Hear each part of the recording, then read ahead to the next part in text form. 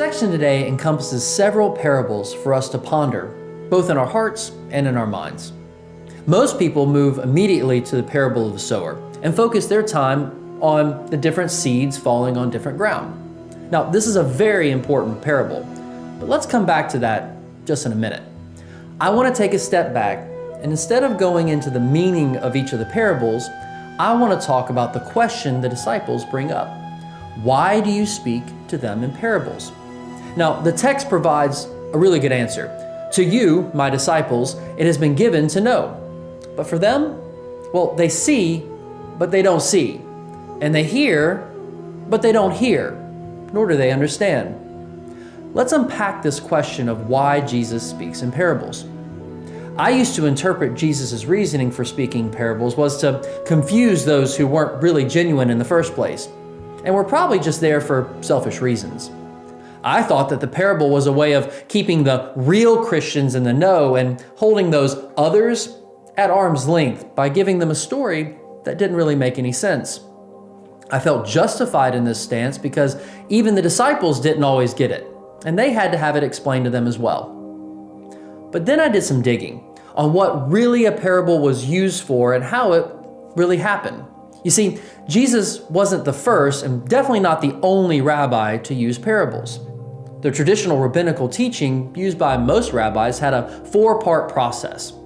One of those was midrash, where you would explain and interpret aspects of the text.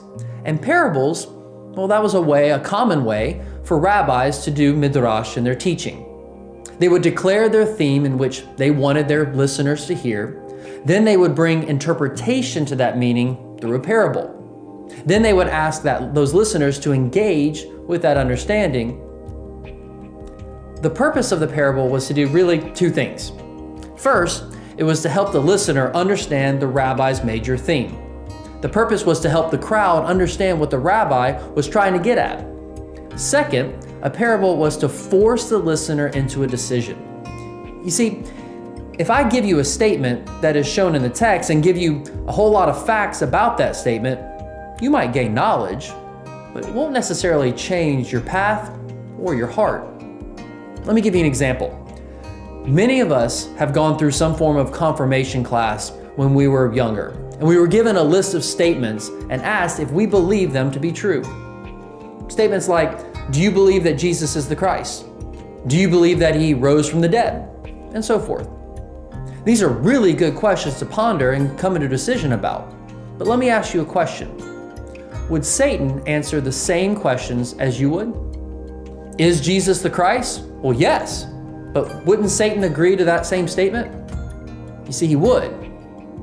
The decision doesn't necessarily commit you to anything. What will change you is you being intimately involved with Jesus the Christ and dedicating yourself to him. You see, you have to get into the game for you to really change. And a parable does exactly that. It brings you into the story and makes you part of that story. Then you are forced to not only say if you believe the truth that the rabbi is after, but you are forced to make a choice about how you will respond to that parable and that lesson. You can't just walk away. You have to say, yes, I agree with that, or no, I don't. In our example of the sower, the parable makes you ask, well, which seed am I? And now that you are part of the story, well, you've got some skin in the game. And that brings us to the response of the crowd. Jesus says, they see, but they don't see, and they hear, but they don't hear. This can be a bit confusing as this is a Jewish colloquialism. It means that you might see an object with your eyes, but you must bring that seeing from a physical sense into your heart and allow it to become a part of you. So if you see and then you see, that means you saw something with your eyes and then understood it with your heart. It's a way of saying that you understand what the rabbi says in a parable, and then you have the choice.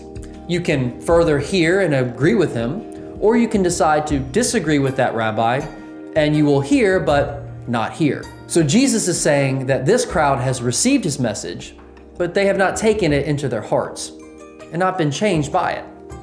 The disciples, well, they've seen and then have seen. They get it.